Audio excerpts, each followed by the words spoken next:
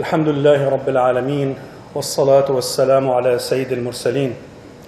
أما بعد, Allah Tabaraka wa Ta'ala says in His glorious book in Surah Al-Ma'idah, chapter 5 in verse 90, بعد أعوذ بالله من الشيطان الرجيم بسم الله الرحمن الرحيم يا أيها الذين آمنوا إنما الخمر والميسر والأنصاب والأزلام رجس من عمل الشيطان فاجتنبوه لعلكم تفلحون.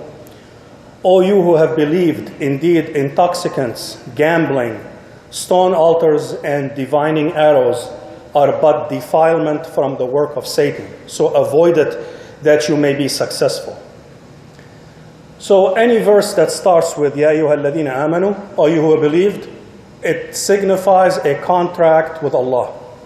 That means, O you who have believed in Allah as one, as the creator, as the God, as the provider, there, what comes after it is either something that you're going to be ordered to do or something that you will be prevented from doing for your own good. So when Allah says innama, indeed, innama is an article that is used to confine a topic. Like in another verse in Surah Al-Furqan, innama yakhsha Allah min ibadihi al-ulama. Only those with knowledge fear Allah. That means if you don't have knowledge, you don't fear Allah. So innama is used to exclusively point a topic. So Allah Tabaraka wa Ta'ala mentions 4 things that a believer in Allah must avoid if you want to be successful. So the first, and he described those topics as filthy, just dirty things, from evil things from the work of the devil. And what's the job of the devil? The job of the devil is to get man in hellfire. That's his job. He doesn't want any good for us. So Allah says these 4 activities are from the work of the devil. So, leave them alone. Stay away from them. So the first one is innama al-khamru. Al-khamr is intoxicants of all types. It's not beer. It's not, whiskey or whatever. It's all, any substance that puts a veil on the mind, clouds the mind, makes you lose your faculty of thinking. That could be drugs, it could be alcohol, it could be whatever produces that output is classified as khamr. Khamr from khimar. From a cover, it puts a cover on the mind so the mind cannot think clearly. Now animals have instincts. They do things by instinct. And Allah put that instinct in them and Allah controls them. So when you see an animal eating, they eat until they're full and then they stop. But man has no restrictions on desires. Allah gave us full access to do whatever we want, but gave us the mind. And the mind is the one that controls you and tells you, stop. Do this, don't do that. So the mind is a great gift from Allah. And what distinguishes man from every other creation, and that's what gives man dignity and makes man a good believer. It's the mind that controls these desires. When you get drunk, the mind is absent, and drunk people do things that animals will not do. At the least is you lose the respect of anyone around you. And if you went to college in this country, you've seen drunk people, and you lose all respect for them. Because the things that come out of their mouth, the things that they do when in that state, it's like, you should be ashamed of yourself. That's at the minimum. At the upper level is you commit crimes, unspeakable crimes. And there was a kind of a representative story that they had a person, they said, you have 3 choices. You either drink, get drunk, or you commit adultery, or you kill a person. And he chose, no, I'll get intoxicated because it's the least thing. So the person got intoxicated, he raped the woman, and he killed the other person. When that mind is not working, it is the mother of all evils. So when Allah says stay away from it, it's for a good reason. And some people drink to forget. which is kind of nonsense. The problem is still there waiting for you to wake up. I mean, face your problems. Don't run away from them. Allah wants you to take responsibility for your actions. So that's the first thing, is intoxicants of all types. You don't have to classify them. Anything that has that behavior, has that effect, you stay away from it. The second one is maisir. Maisir is gambling. And gambling has many forms. Some of it is like gambling, slot machines could be, whatever gambling is, but lottery is part of gambling. Things that you put a little bit and you either lose it or you get a lot more. These are all from the types like the games of chance. And the role of this gambling is to get rid of whatever you have. It takes it from you. It sows enmity and hatred, between people. When we all paid for it and you won a lot and all of us lost, that's not gonna sow the brotherhood in a community. It's gonna turn people against each other. And some people that go in and lose all their belongings, thinking that they're gonna win, they commit suicide or they kill themselves and their families. I mean, you do so many things when you're in that state. It's a sickness. And we see now, in this country, you go to a grocery store and they have slot machines in the grocery stores. So the poor people are the first target. They go in to buy food for their family, and they are greeted with that slot machine, and they spend most of their money, and then they lose all of it, and then they go home with no food. Because the role of these types of activities is to kind of give you the impression that you can get rich. You can get rich fast. Risk it, go ahead. You're going to lose, and Allah does not want you to do that.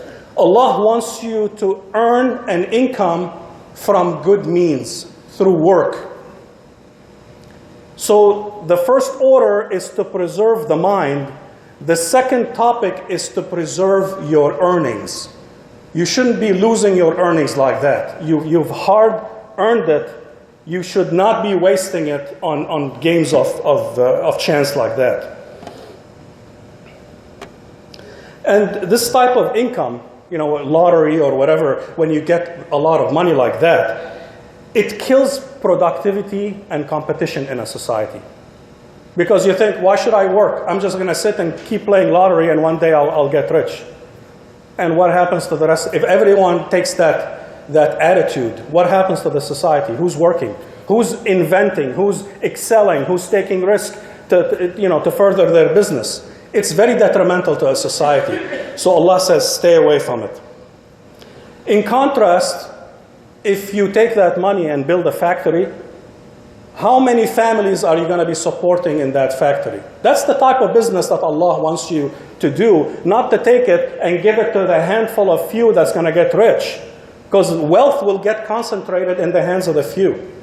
But when you do legal activities like having a factory, having a business, employing people, it spreads the wealth, everyone wins. And that's what I talked about it last time, is if the activity is built on mutual benefit, then it's pretty much legal in Islam. But when one party wins and one party loses, chances are it's not allowed, and it goes under these categories. So the third one is ansab. It's decision making using chance, which is kind of a laughable. And this third one is kind of dovetails to the intoxicants, because you're sidelining the role of the mind. Instead of being analytical and doing your research, so you have a decision. Should I embark on a business or should I not? Allah wants you to use your mind. Do your analytical research. Do your research. Check the market. Allah does not want you to have two arrows, and one is do, one don't do, and the third one is repeat. And you just mix them and you select. What kind of a use of the mind that is? That's mindless. Allah wants you to use your mind, not to sideline it in that type of activity. So that's also like a game of chance. So the ansab, the history of it is you go to a priest and he has like 3 arrows, like do, don't do, and repeat, and you kind of pick, and should I marry this? Should I marry this person or that, or not? And then you go and pick it's nonsense. And some people open the Quran when they want to make a decision. They open the Quran, they put their finger on a verse. Okay, this is verse is saying that's what I'm going to do. That goes underneath the same thing. Allah does not want you to sideline the mind that He gave you. If you're going to embark on something and you're not sure, do your research, do istikhara. Pray to Allah, ask for His guidance, do your analytical thinking, have faith in Allah, and then embark. That's what a believer does, not goes in and draws something from a pool or an 8-ball or whatever people do to kind of not use their mind. And the last one is Azlam, is another form of gambling, is you have 10 people that pay for a camel. So, the price of the camel, you divide it by 10, everyone pays a share, and then they divide it into 7 arrows. The first arrow gets X number of shares, the second arrow gets this, and then 3 people don't get anything. It's like gambling. Because some people, everyone is paying into it, but some people getting a lot and some people getting nothing. So that is similar to gambling. So this verse is talking about 4 things and in 2 main categories: preserving the mind and the role of the mind for a believer, and preserving your income and protecting it from being wasted and spent on things that you're going to lose. So, and Allah describes these 4 things as رِجْسٌ مِّنْ عَمَلِ الشَّيْطَانِ فَاجْتَنِبُوهُ لَعَلَّكُمْ تُفْلِحُونَ. It's filthy, it's shameful, it's destructive, it's from the work of the devil. So avoid it if you want to be successful in this life and in the next. They only sow discord, humiliation, and enmity in a society. Nothing good will ever come out of them. Because Allah says, innama in the beginning of the verse, all of it is filth. There's nothing good that will ever come out of it. So stay away from it. And the word fashtanibu is translated as avoid. And some people, when you say avoid this, they in their mind it's like, okay, it's something optional. Just avoid it. It's not bad. Avoiding in Arabic, fashtanibu, it is the most severe case of forbidding. That means not only don't do it. Fashtanibu is don't even get close to it. Some of these sins, they're like a magnet. They have a field. If you get close enough, you're not there yet, but you're close enough to it, it draws you in, and then you're in its gravitational pull and you cannot break free, and then you get into it. Just like drugs, just like alcohol. All of these things, they begin something, minor, and then you're in it before you know it. So Allah says, put a margin of safety between these vices and yourself if you want to be successful. Don't come to it. That's why for intoxicants, you can't buy it, you can't sell it, you can't transport it, you can't have anything to do with it. Nothing. Allah does not want you to have anything to do with it because it's evil and it does not end well for the people who deal with it. So these things are spiritually filthy works of the devil. And the devil wants us in hell. He does not want us in heaven. And Allah wants the best for us. And He is telling us, stay away from these 4 things. أقول قولي هذا أستغفر الله لكم فاستغفروه إنه الغفور الرحيم.